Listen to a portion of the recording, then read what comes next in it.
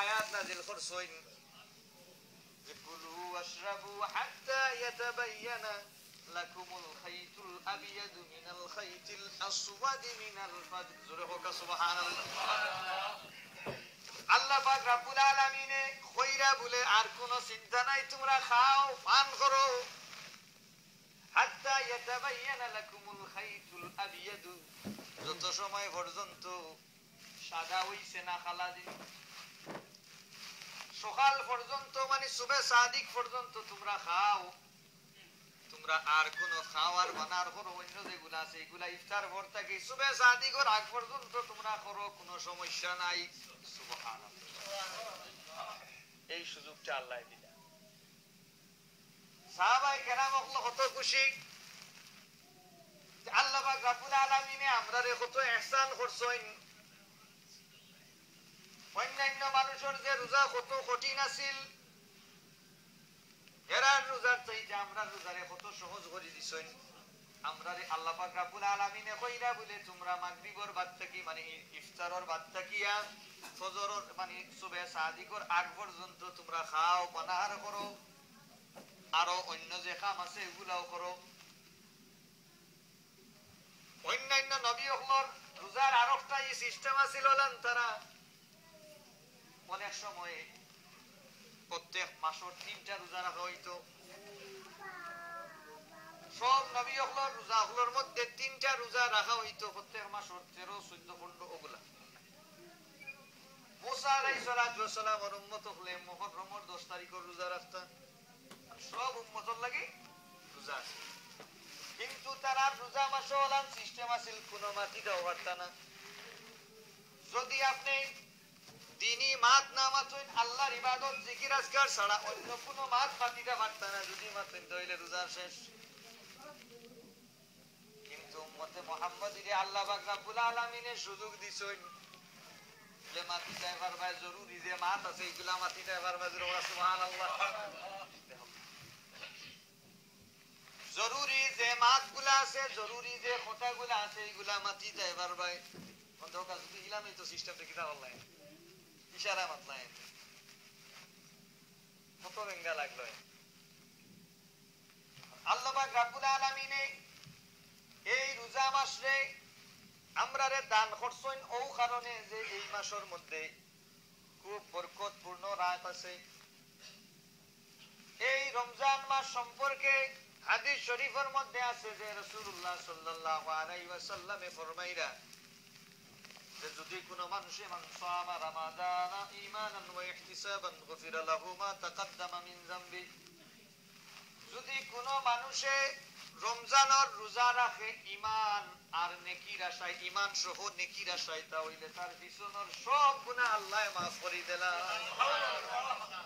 এখন এর চেয়ে আর বেশি লিখিতা, এর চেয়ে আর বেশি লিখিতা। ইসলামের প্রাথমিক অবস্থায় যেই সময় রোজার সিস্টেম নাজিল হয়েছিল, এই সময় রোজা ওলান খাওয়া হয়েছিল বলে যারা অসুস্থ এরা রোজা রাখিও না, যারা মুসাফির এরা রোজা রাখিও না, যারা রোজা রাখতে ইচ্ছা নাই এরা ফিদিয়া দিলাইলে রোজার আদায় হয়ে যাব। এখন দেখা গেল সাহাবায়ে কেরাম অনেকে কারণ পয়সা আছে এরা রোজা রাখলা না, যারা গরিবেরা রাখে। এর পরের বছর আল্লাহ পাক রব্বুল আলামিনে নাযিল করলা ফামান শাহিদা মিনকুমুশ শাহরা ফালইয়াসুম, যদি রমজান মাস তোমার কাছে আয়, যদি রমজান মাসের সাক্ষাৎ তোমরা পাও তাহলে তোমরা সবে রোজা রাখিও। এর কারণে রোজা সবল লাগি ফরজ। কিন্তু একটা আছে ومن كان منكم مريضا او على سفر فعدة من ايام اخر, যদি তোমরা অসুস্থ হও অথবা তোমরা সফরে থাকো তাহলে যে দিনগুলা রোজা রাখছো না ওগুলা পরবর্তীতে কাজা করে লিও। জোরে হোক সুবহানাল্লাহ। আগর নবী হলর ইলান সিস্টেম আছিল না যে কাজা করার সিস্টেম নাই, রোজা যেগুলা খাওয়া হইছে ওগুলা রাখতে হইব। আপনার উপরে ফরজ হইছে মুহররমের 10 তারিখের রোজা, এটা রাখতে হইব, মুহররমের 11 তারিখ রাখতে হইব না।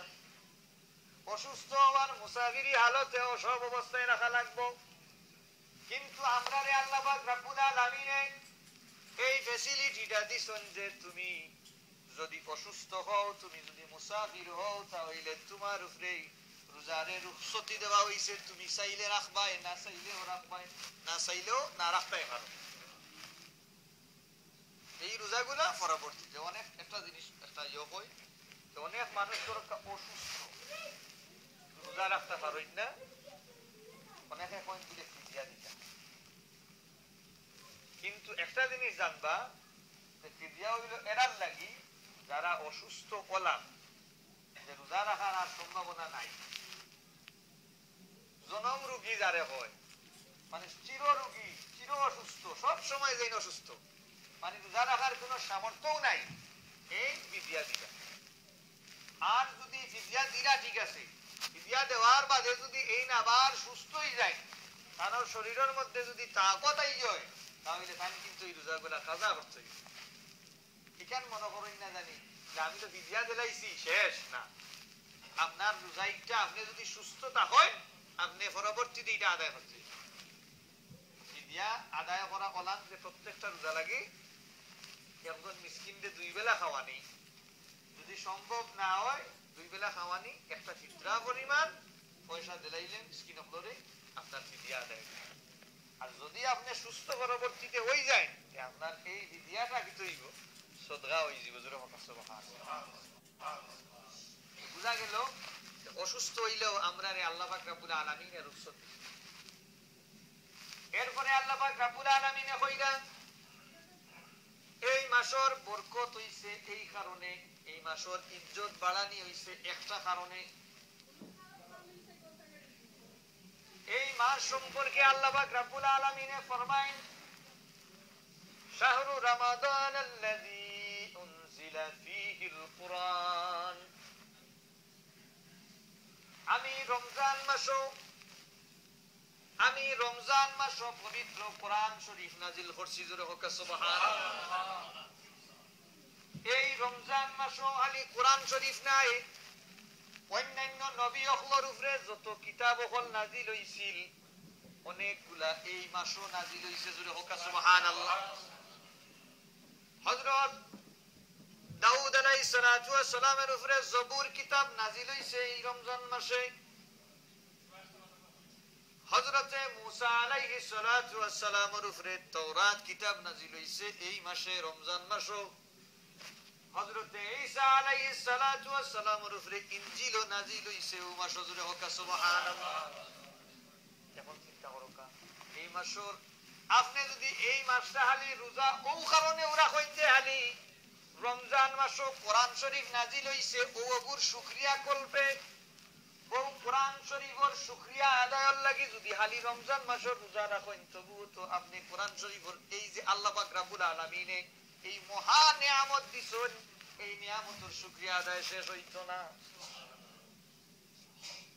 কোরআন শরীফে আল্লাহ পাক রব্বুল আলামিনে নাজিল করছেন কিতার লাগি, হুদাল লিন-নাসি ওয়া বাইয়িনাতিন মিনাল হুদা ওয়াল ফুরকান, মানুষে হেদায়েতের পথ দেখানির লাগি, সত্য মিথ্যা বাছ বিচার করার লাগি আল্লাহ কোরআন শরীফ নাজিল করছেন। সুতরাং বুঝা গেল যে রমজান মাসও আল্লাহ পাক রব্বুল আলামিনে কোরআন শরীফ নাজিল করছেন। কোরআন শরীফ রে আল্লাহ পাক রব্বুল আলামিনে কোন জায়গা থেকে নাজিল করলেন, কোরআন শরীফ কোন জায়গার মধ্যে আছিল, এই কথাটাও আল্লাহ পাক রব্বুল আলামিনে কোরআন শরীফের মধ্যে কইরা, বাল হুয়া কুরআনুম মাজিদুম ফি লাওহিম মাহফুজ। সুবহানাল্লাহ। আল্লাহ কইরা এটা এমন এক কোরআন যে কোরআন রে আমি লৌহে মাহফুজ আছিল। এখন তো রমজান মাসও বুঝলাম, রমজান মাসও কোন সময় এই কোরআন শরীফ নাজিল হইছে, কোন সময় নাজিল হইল, কিরান নাজিল হইল, এটার কথাও আল্লাহ কইরা কোরআন শরীফের মধ্যে, ইন্না আনজালনাহু ফি লাইলাতিন মুবারাকা, আমি এই কোরআন শরীফে একটা বরকতপূর্ণ রাতে নাজিল করছি। সুবহানাল্লাহ।